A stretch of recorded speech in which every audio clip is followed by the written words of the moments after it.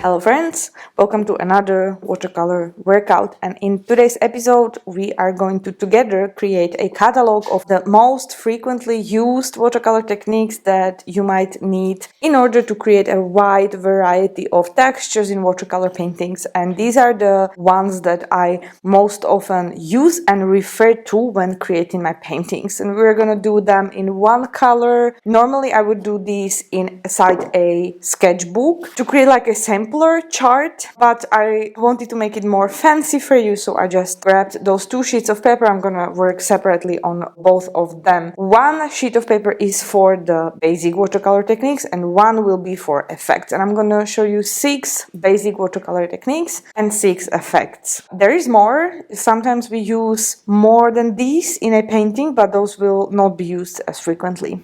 Let's get to it. Since I have 2 spare pieces of paper, and even though this is a sampler, I do not want it to buckle, so I'm gonna tape it to the board like I usually do with my paintings. And since it's a sampler, we're going to be using a pencil and write notes as we go. You're gonna like this exercise. Those of you that know and took my Skillshare classes, I talked a lot about the basic watercolor techniques in my first class. Those were watercolor fundamentals, and then about effects in my second class. But this is going to be for those of you that did not take the classes, and maybe even for those that did take the classes, because this is a quick overview of all of those techniques. I'm gonna work on the right side of the paper, and these are going to be the basic watercolor techniques. And I'm gonna draw a rectangle here for every technique that we're gonna use. If you want, you can use a ruler, make it more nice. I like to freehand it and have it a bit wobbly even.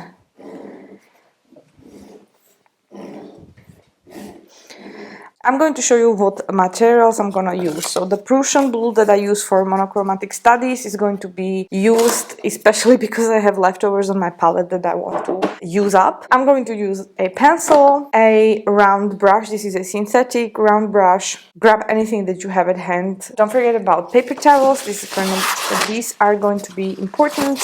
And for the effects, I'm gonna show you the additional tools later. That's about it. Like, it's not gonna be a lot of materials, but I want you to see my palette because that will be important. So the first assignment that you have is to create a flat wash.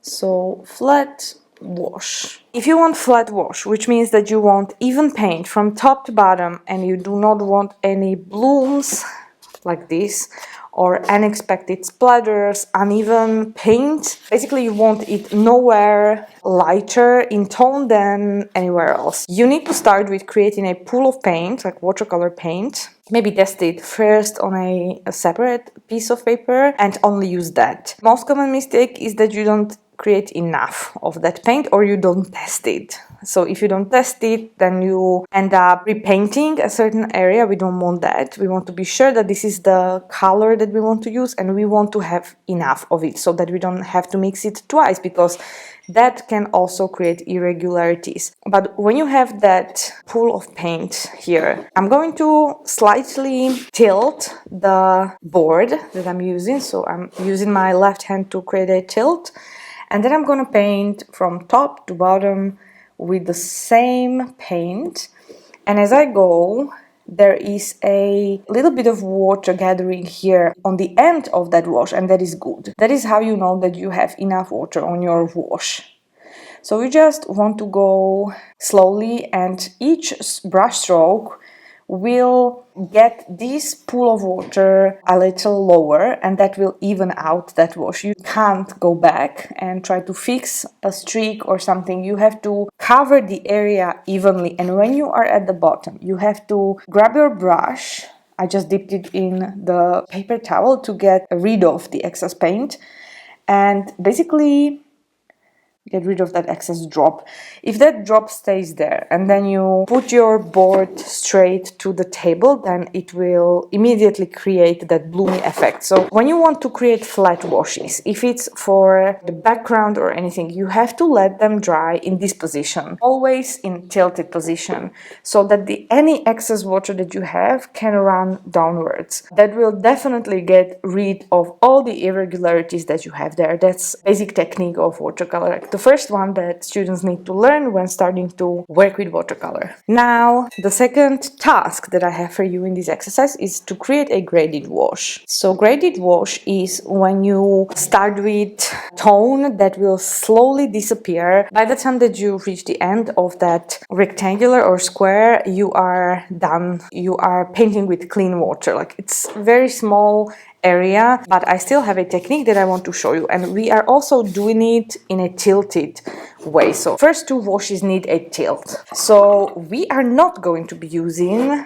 one pool with water and paint for this exercise. We are actually, because we want to let the paint disappear as we go, we need to slowly get lighter paint. In every brush stroke that we make, we want to paint it with lighter stroke than before. So I tend to start with very dark paint. So this is my first, it's not a large pool, but this is going to be more intense paint than before. That's going to be my first stroke. Then I'm gonna dip my brush into water and dilute that paint a little bit. So I added a bit of water inside my paint. I'm going to create another stroke. And I'm gonna do it again with every brush stroke. I'm diluting that paint a little bit more. And again, so don't forget, you can't paint two brush strokes with the same paint that you have on your brush.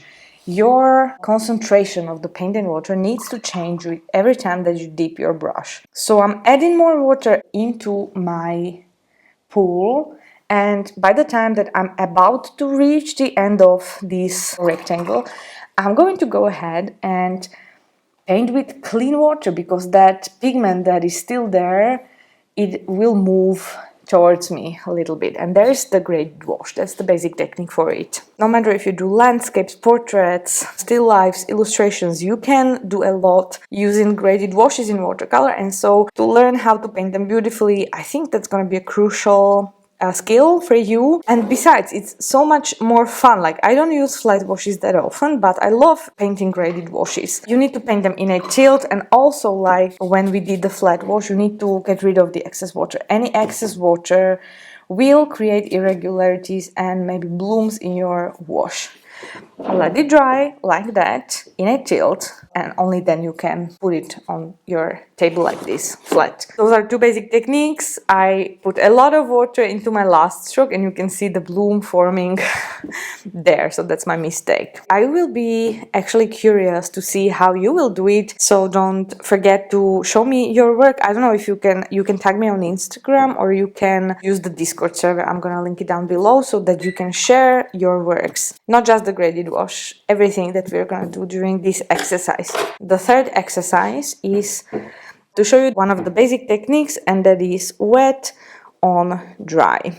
This is easy. This paper is dry and there's paint that is wet. So when I go ahead and paint the circle here, this is what it's gonna look like. The paint will more or less stay where I put it, and actually it doesn't even matter if you put a lot of water inside that wash. It won't just jump out of that circle that you created. It will more likely stay put. And then with the water that's inside the circle, the same applies that I explained in there. If you leave out some excess water, it will have effects. And if you get rid of that excess water gently and let it dry, you will see that there will be hard edges forming all over that circle. And those drops, those were accident. Now the next technique that you need to know is wet in wet. I'm sure that you've heard of them, but it is also always so much fun to create a sampler like this, to see the difference and try it for yourself every once in a while. So before I'm gonna paint, I'm gonna use clean water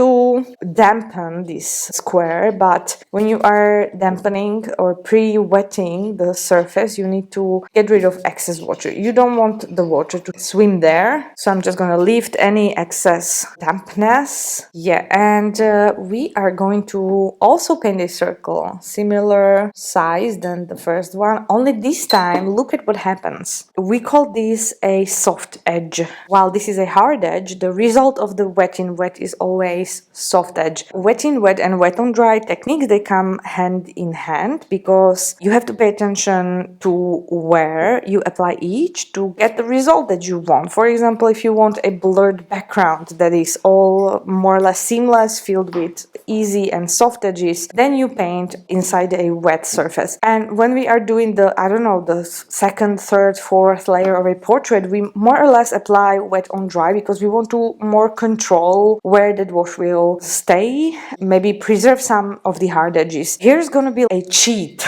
This is something in between the wet on dry and wet in wet. It is actually called pulling, and it is when you use a damp brush that you previously dampened with clean water. It does not have pigment on it, but it can't be dripping wet, like it can't have this much excess water, but it's still wet and damp. And then you use it to create a false soft edge. You can only do it while the hard edge that you just created, while it is still wet.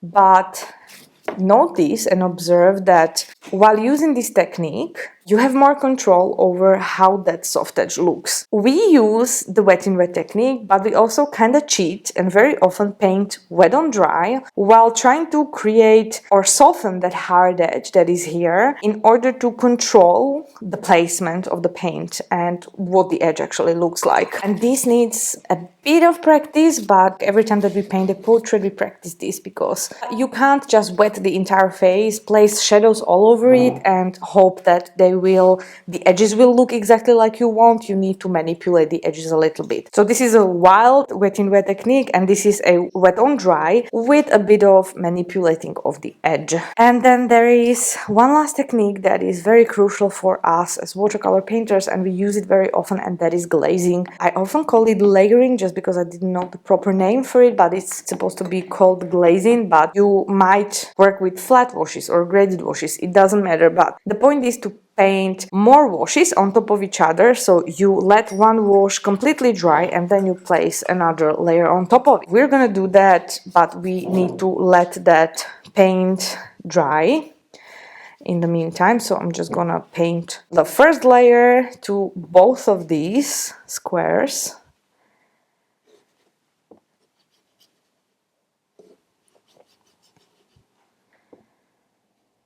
We're gonna hair dry them and then apply second and the third layer. So this is glazing. This one will have 2 layers and this one will have 3 layers. I'm gonna get the hair dryer and we'll speed things up. That layer has dried. Let's try the second one. I'm gonna paint over the previous layer. We did demonstrate this during the portrait, colorful portrait that I have somewhere on this Patreon. So you might have already tried this technique, but it definitely can't be absent from the catalog of techniques. So this is the second layer. I try not to leave any excess water here, not much of it, because I still want a smooth wash, but I do not have enough time to tilt my board and do it the proper way. So this is just for quick demonstration purposes, but if you don't leave excess water even while laying flat on your table, it will not have irregularities. You can notice how greatly the color changed after we applied the second layer and after we dried it. It is said, and it is tested also, that in most cases watercolor can lose up to 50% after it dries. So it appears a lot darker when you apply it and while it's wet. In time you will get used to this shift. I find it like most media, not just watercolor, have these shifts of tone. I find gouache is more annoying because if it's watery then it dries darker, and if it's not watery it can dry lighter. It rarely stays the same, so the difference between the wet and the dry is significant. So when you are painting it, it is always wet and then never the tone that you actually need, and so you need to do changes. So let me apply the third layer, and I'm going to tell you how to use this to your advantage in your paintings. Well, this is the third layer, and I'm getting rid of the excess paint, and we're going to dry that.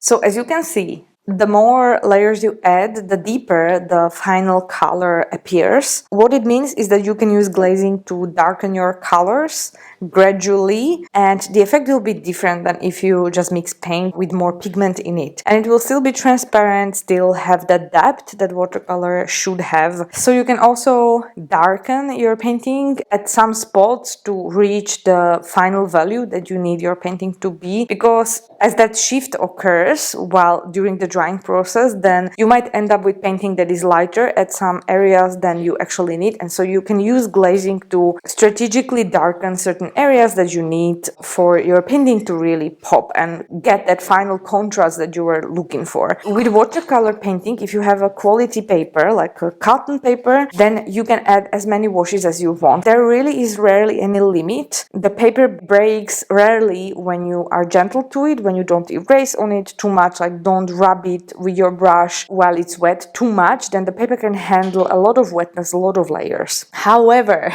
this white of the paper is your only white, and once you cover that with paint, then in most cases you can't get it to be lighter. And so the way we paint with watercolor is from light to dark, just like we did here. The way I think about it is that if my painting is too light, I can always glaze more paint on top and make it more contrasty, darker. But if my painting is too dark, then that's a problem, because I can rarely lighten it back, so you have to start over. That's the annoying fact about watercolor. There is one technique that I really like to use, and not always it can be done, and that is lifting of the pigment. I've demonstrated it a couple of times during the painting. Some of you know what I'm talking about. So let's try to use a damp brush. Like, I always make sure that it's damp, it has no pigment on it, and no excess water. I just try to scrub that spot that I want to lighten, and then kind of lift it with my paper towel. You can do that on certain papers, like here on Fabriano paper, I was able to do it. Let's try to do it here. What I noticed is that even on papers that allow for lifting, like this Fabriano Artistico paper does, if you glaze many layers, the more you glaze, the harder it is to lift the pigment. It just makes that wash a bit more permanent. So when you try to lift from the first layer, this was a graded wash, but it was only one layer. And I think that I can lift it up pretty easily. But here I was glazing in 3 layers, and it just shows that you can't really lift it that easily. It went through 3 drying stages, and so the pigment is a little more stuck inside paper. Just keep that in mind. Papers like Archies, they are brilliant for glazing. They do not, however, let you lift the pigment all that much. Papers like Fabriano or my favorite Canson Moulin de Roi, they let you lift a lot. I use that to correct my paintings and to create shading easily. If I want to use glazing techniques, it is slightly more difficult, because every time you apply a new layer, it starts to lift the previous one. However, on these cotton papers, when you use a lot of layers, that paint will finally stuck inside the paper, so lifting after a few layers will not be possible that much anymore. That I have tested with the Canson Moulin de Roi as well. In a nutshell, this is all that you need to know and practice about watercolor in order to create a nice and lovely painting. So we can even unstuck this sheet, because that's all that I wanted to show you from the basic techniques. I suggested you do this either in your sketchbook or on a separate sheet of paper like this one. You can then use it and refer to it as you create paintings. So I'm just gonna do, this is lifting, and these are basic watercolor techniques. Gonna scan this for you, and we'll put it down below so you can download it and refer back to it, compare it with your own sheet that you will create. The next part will show you some extra watercolor techniques. This will be effects. You can use it for more expressive results. They are not necessary to create a gorgeous watercolor painting. They will give you more possibilities and allow for more for artistic expression. So I love using those and combining them with basic watercolor techniques. Going to do again 6 of these.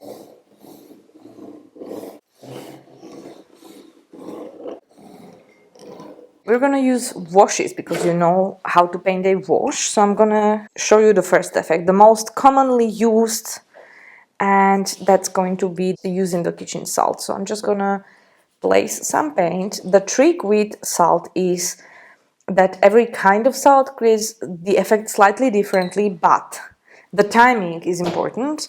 You need to place the salt inside the wash as soon as you paint that wash, and it has to be wet, but it can't have like pools of water because those will make it very uncomfortable for the salt to create a nice little crystal around each salty particle. And the salt that I use is just a regular, very like insanely cheap salt that I locally buy, and it is not grounded because the grounded salt doesn't give me the kind of effect like the crystal salt has. You can try larger crystals, smaller crystals, but it can't be grounded. Just regular table salt, and you have to wait for it. You can't put it inside the wash and then wait that something will happen within seconds. It usually needs about 10 to 15 minutes, and it depends on how much water you have inside the wash. If the wash is too watery, then the effect will take longer to take place. It will look differently. You just need to experiment with it a bit more.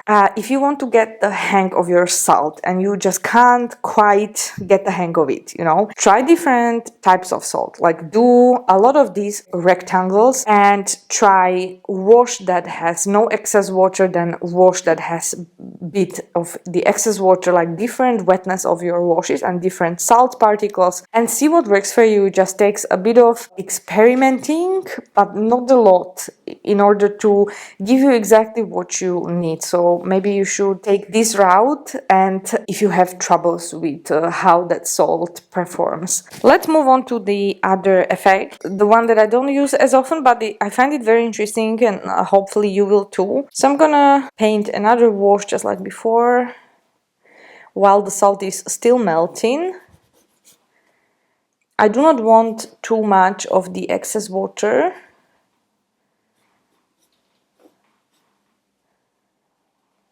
And what I want to use is, this is ethanol or alcohol. This is the disinfectant. It needs to have at least 50%, like I think this one is 90% of alcohol.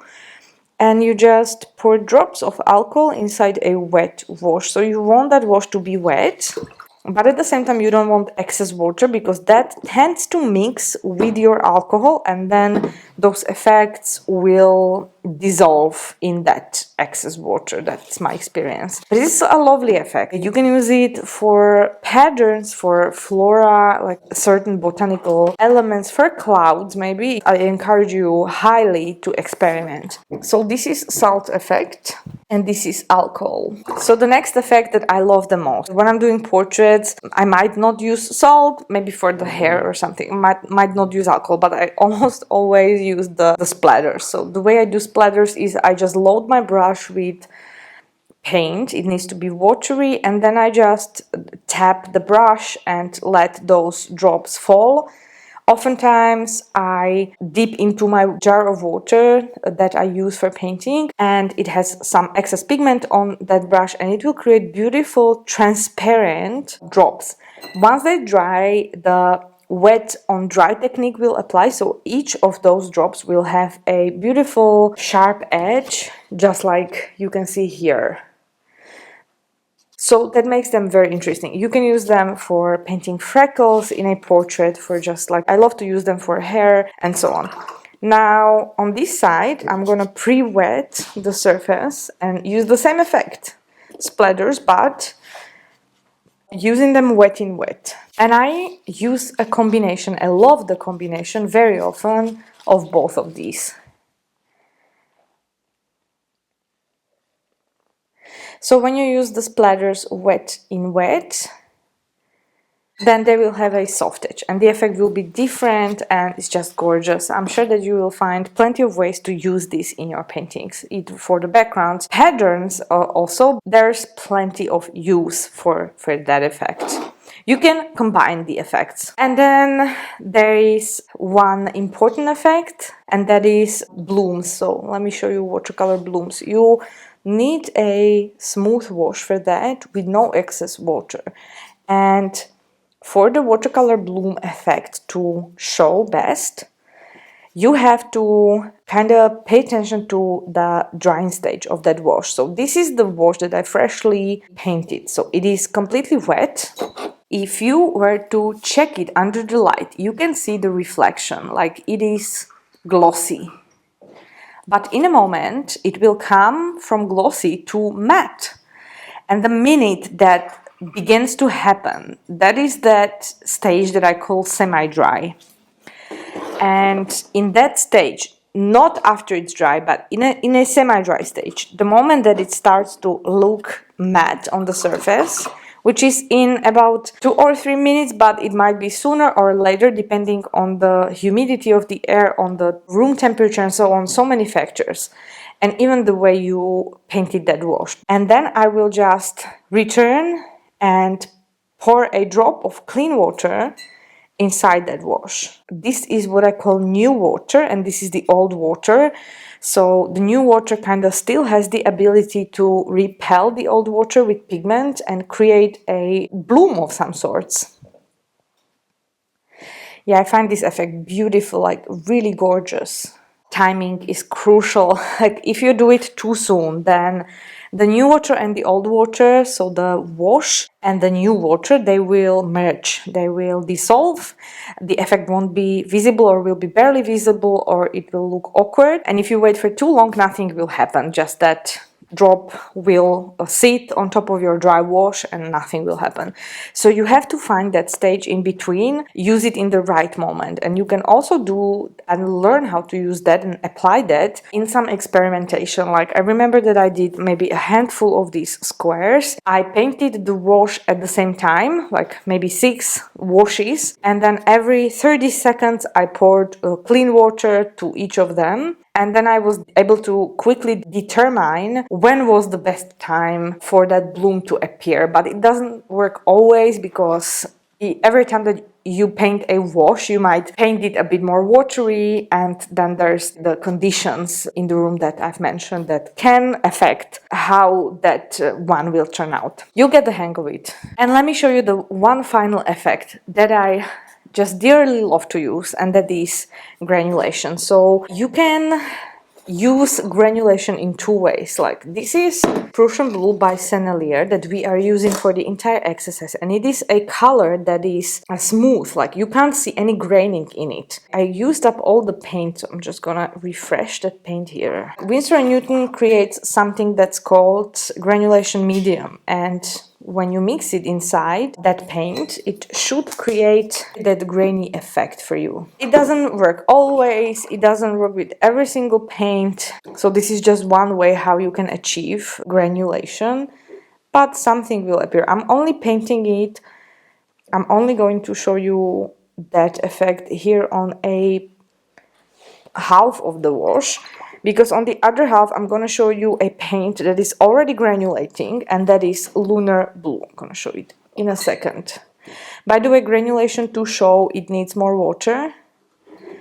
So the granulating paints will never be like completely dark. The granulation, if it's supposed to show, it needs more water. So this is Lunar Blue by Daniel Smith, and it's just one of the many granulating paints in my collection. I talk about them a lot. So you've probably picked up that there is something that's called granulation, and there are watercolors that granulate that you can purchase. Like in general, the brand Daniel Smith that is widely available, most of their paints are actually beautiful granulating colors, and it is a trend nowadays in watercolor painting. It is the way the pigment behaves. It is a specific pigment, but you can make that effect more prominent using the granulation medium. I personally do not use granulation medium because my collection of watercolor is so large these days, and I have from almost every shade that I use frequently, I have the granulating version of it, and this granulation always appears better and more prominent than when I use granulation medium. I never get the same effect. So I do not want you to think that this is a